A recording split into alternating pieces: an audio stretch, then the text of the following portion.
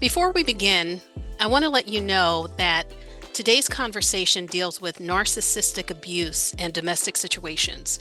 If you're in a situation where listening might not be safe, please use your best judgment about when and where you tune in.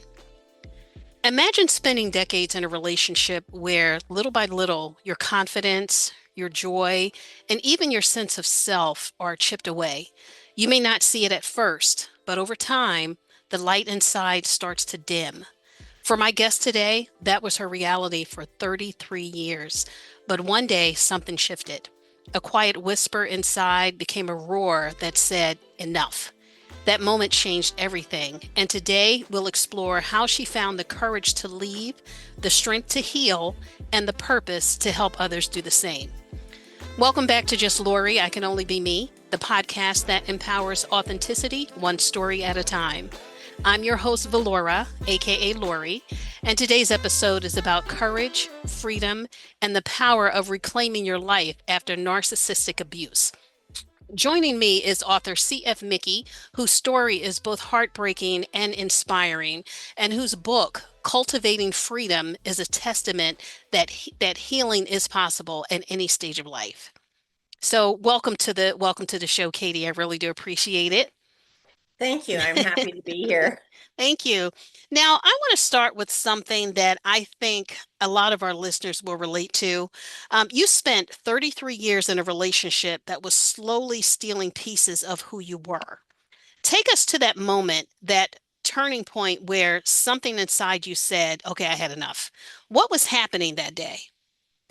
We just finished seeding, and we were going into town, and I was exhausted. I was worn out, and I saw both of my children at different times that day, and they both pulled me aside and said, "What's going on? You look terrible, Mom." And that to me was a turning point because I thought about it long and hard, and it just my role on the farm was increasing, and it just seemed that I couldn't do enough to please him. He was never happy. Hmm. And I just thought I've got to start clawing back a bit and looking after myself. Absolutely. Absolutely. And I'm so glad you did. And what was going through your mind? I imagine there had been whispers for a long time saying this isn't right before you finally listened to that inner voice. Well, there were signs. Hmm. Right from the first year we were married, there was signs even from our dating time, our first date, and that was a major red flag for me that I never paid attention to. He picked me up and we were going out for supper, and he walked in front of me the whole way into the restaurant, walked into the restaurant ahead of me, and he's got long strides and I'm trying to keep up, and I Hmm. just that to me, after once I learned what I learned, that showed dominance and hierarchy, and that should have been one major flag that I paid attention to. Hmm. I can remember after I left, I went to the city with one of my daughters, and she got out of the vehicle and she stood in front of the vehicle waiting for me to join her to walk into the store together. And just something triggered. Like I could have just broke down and started crying right there. And I thought, Wow. oh dear, 33 years I've never had this. I leave and my children are treating me this way.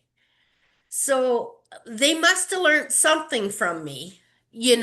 I just, it's like layers of an onion where you're peeling it back and you're getting triggered and you're trying to figure out why and how. Yeah.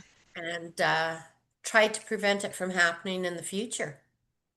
Wow. Did you ever think that, sometimes, how I guess we as women, we think, well, if I just hang in there, things will get better. Or if I, just do this, things will get a little better. Oh, hope. Like Hmm. even after, the abuse, it wasn't just mental anymore. It was escalating into physical. And I had been in to see the lawyer and the papers.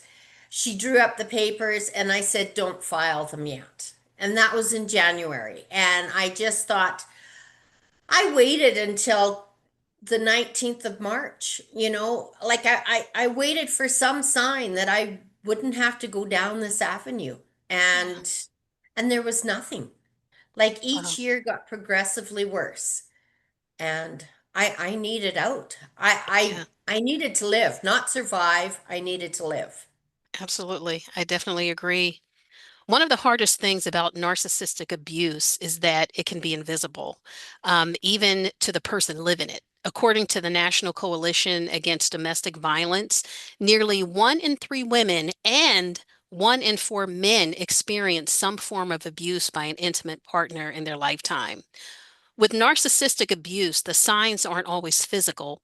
They can look like gaslighting, silent treatments, financial control, or even emotional manipulation. For somebody listening right now, Katie, who may not fully realize they're in an abusive relationship, what are some of the key signs of narcissistic behavior they should be aware of? Uh, Number one, communication. Can you actually have a conversation with this person, or are they stonewalling you, not paying attention, not listening Hmm. to you? Hmm. Or you can have a conversation, but in the end, it's always their way.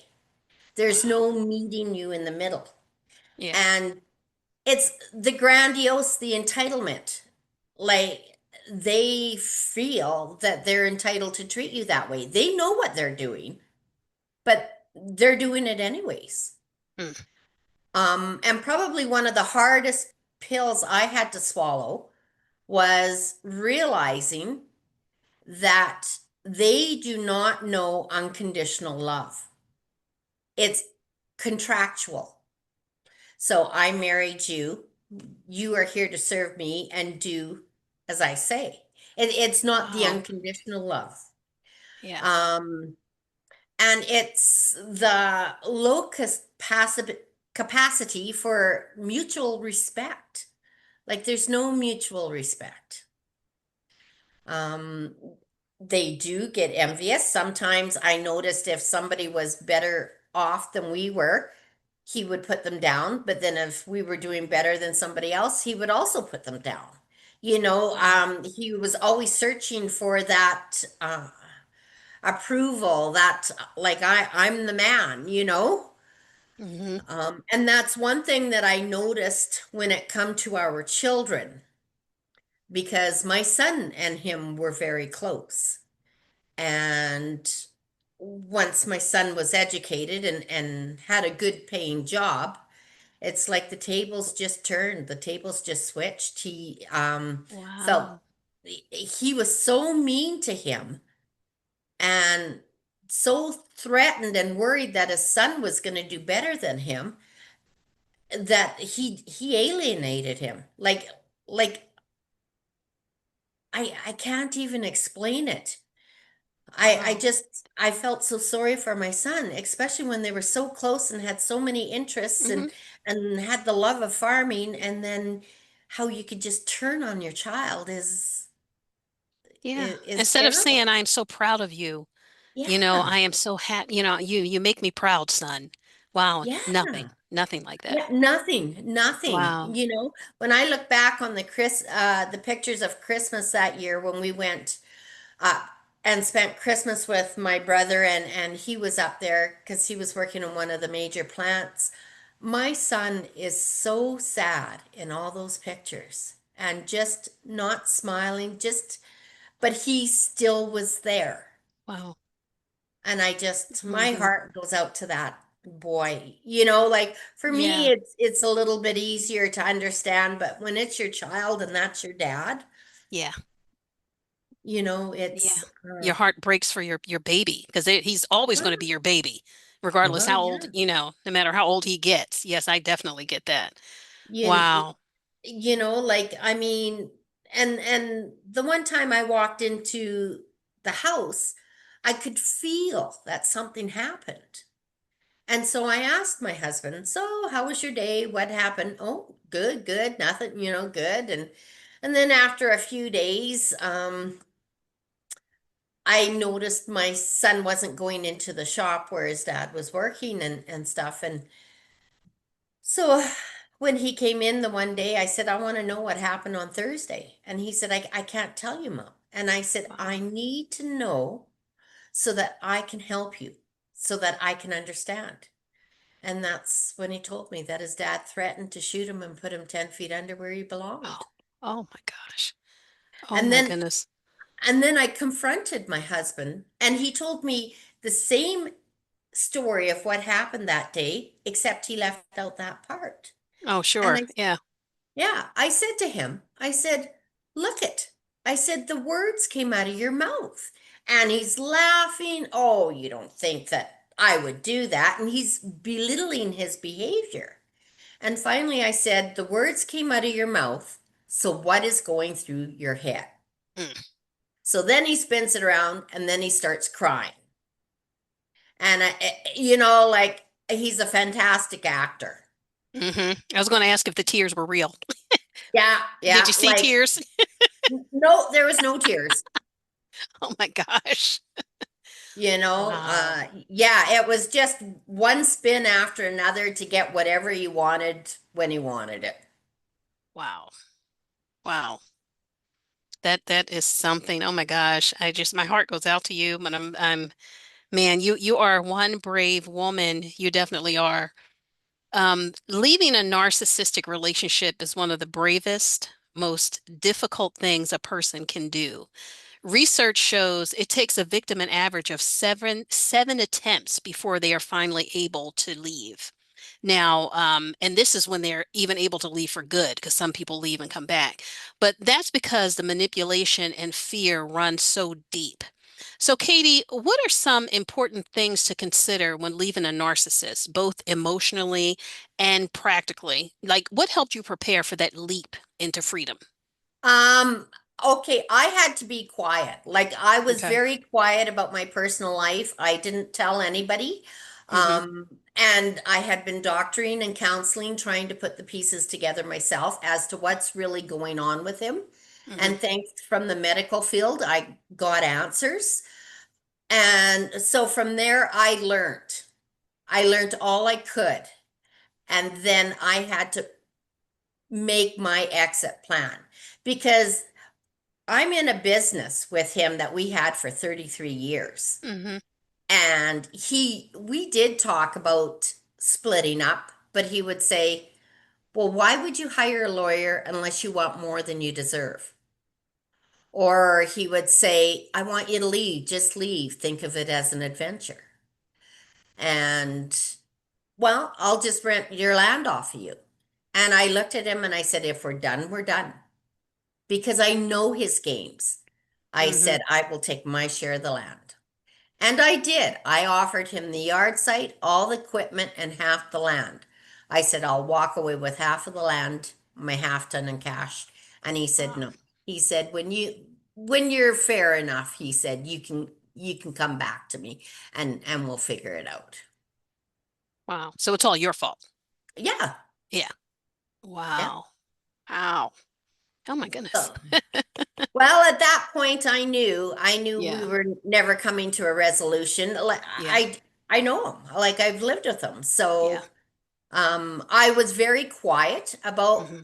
about leaving, but after he threatened to shoot our son, we went to a marriage counselor, and the second session in, she pulled me into another room and she said, "You seem to understand your husband's mental condition." And I said, "I do." And she said, "You better figure it out for yourself because it's gonna get worse." Mm. And after that, that is when I went down and I bought a ledger and I charted in it every night the Hmm. dates, the times, the names of the police officers that I talked to. Everything was charted. And I quietly went in and I found a lawyer. Um, Good for and I you. saw her a couple of times, but I wasn't happy. I felt that every time I went in there, she wasn't up on my case. And so I was talking with another professional that we had business dealings with, and he suggested this other firm. And I went over to there, and it just clicked. Like there was a lot of um, he knew he had history in farming. His mom farmed with his brother. There was just Yeah. a lot of that. And then so I switched firms, and then after I did find out that my first lawyer did get her hand slapped Hmm. for not doing her work and putting it on the ones with lesser experience. So my Wow. gut was right. Yeah. It was Wow. right. Wow. All I can say is wow. Oh my Yeah. goodness. Yeah. Um, your book is called Cultivating Freedom. I like that word cultivating because it suggests growth and patience and tending to something carefully. Healing doesn't happen overnight, but it can bloom when we nurture it. So, how did writing your story become part of your healing, and what surprised you about that process?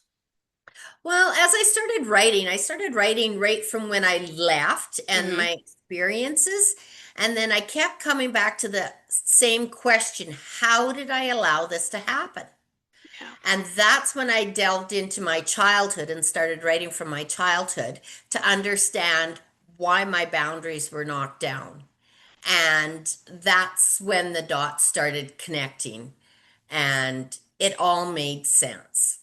Hmm. It- and I have to say, once I left, it took me quite a few months, and even sometimes now, 6.5 years later, there's little triggers Yeah. that, okay, why is that going off? Like, I got to get down to the bottom of it. I got to fix this. Hmm.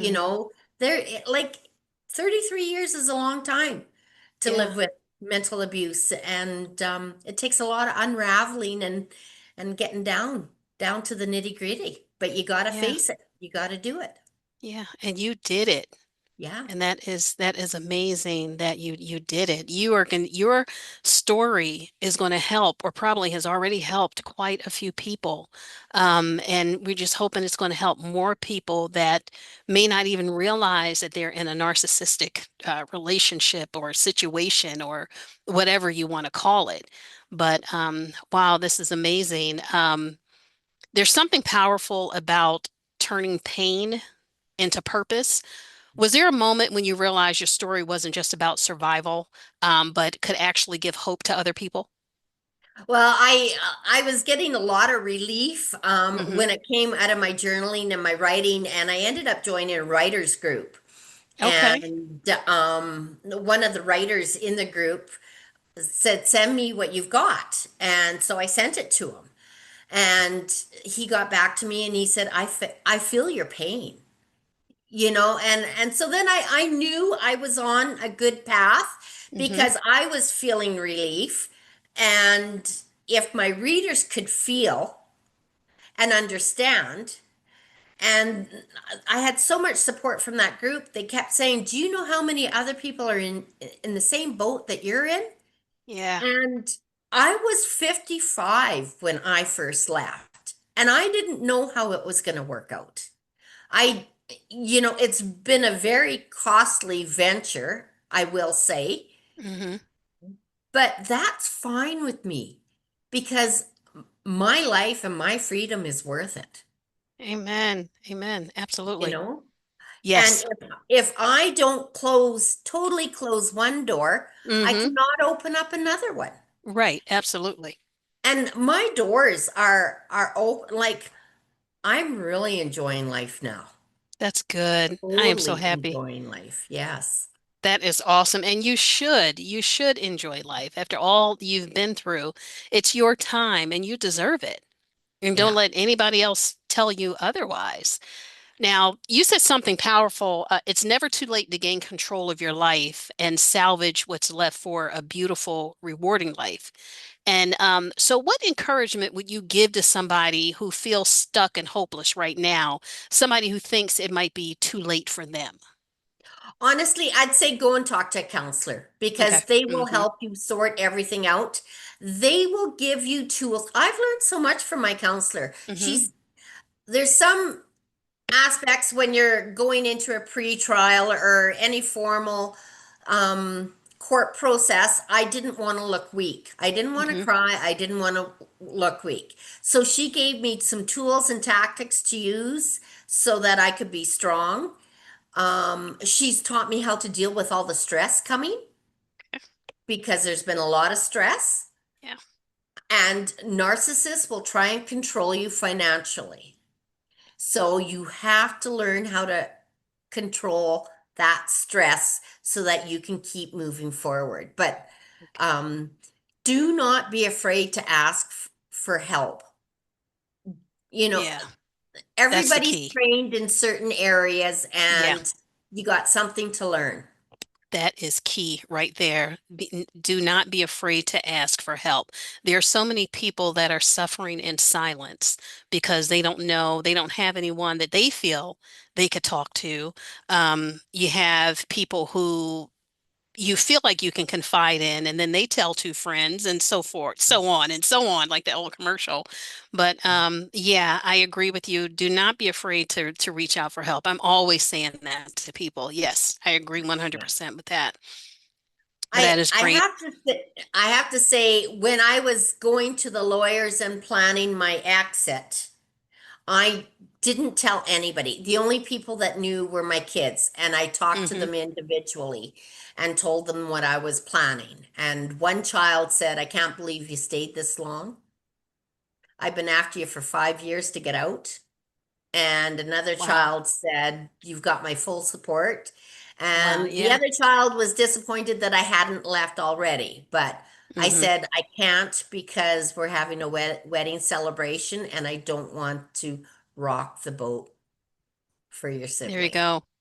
So do you think that what you've gone through in your lifetime, do you think that your children are looking at relationships differently because of what they've seen you go through? Like, do you think that will affect how they pick their lifetime mate? Oh, most definitely. Hmm. I had one of our children said, "I'm not marrying anybody like dad." Hmm. Very conscious right at the get-go. Yeah. And I had a real frank discussion with one of my daughters after I had left. Hmm. And she's brutally honest. And sometimes it feels like, I'm getting squashed. But I know I can trust her. I know what she's going to tell me is Yeah, it's like, truth. I really value her words. Yeah. And she said, "You taught us to find somebody to love you unconditionally." And she said, "Mom, you never got that." Hmm. And I said, "I know I never got that." I said, "But I knew enough that I wanted you guys to have that. So Wow. if I Yeah. can't have that, you guys definitely can Hmm. have that." Wow. So That's yeah, something. I do believe that they were very conscious when they have their partners. Yeah. Oh, yeah. Wow. Well, this is great. I'm loving all this information. I've learned a lot. I do want to thank you for that. I always give out a declaration and a scripture in my episodes. The declaration is, I declare today that you are worthy of peace, of love, and of restoration. No matter your past, you are not beyond healing. And the scripture is from Psalms 34 and 18. The Lord is nigh unto them that are of a broken heart, and saveth such as be of a contrite spirit. So I want to recap everything that we talked about. We walked through a powerful story of survival and healing. We heard how Katie recognized the patterns of narcissistic abuse, found the courage to leave, and discovered purpose through sharing her story. We've been reminded that healing is possibly it's possible, I'm sorry, at any age, and that it's never too late to reclaim your life. Before we wrap up, I want to take a moment to thank my guest, CF Micky, aka Katie, for her courage and honesty in sharing her story today. So thank you so much, Katie. Your transparency gives us hope and it helps so many people. And to my listeners, if you want to go deeper into her journey, I encourage you to purchase her book, Cultivating Freedom. All the information you need will be in the show notes. And if today's conversation spoke to your heart, please share it with somebody who needs encouragement. You can learn more about CF Mickey's journey or Katie in her book, Cultivating Freedom. And if you or someone you know is in immediate danger, please don't wait. Call the National Domestic Violence Hotline at 1-800-799-7233. Again, that number is 800-799-7233. Help is available and you are not alone. And I want to hear from you. You can call or text me at 872-262-7418 because I want to hear about your narcissistic encounter and how you survived. Tell me how today's episode hit your spirit. Don't make it perfect, just make it real because your story might actually help somebody else who needs to hear it. The number again is 872-262-7418. Call the Just Lori listener line and let's make this two-way conversation. And I want to thank you so much again for being my guest. God bless. Much love from me. I'm Just Lori. Thank you. Thank you.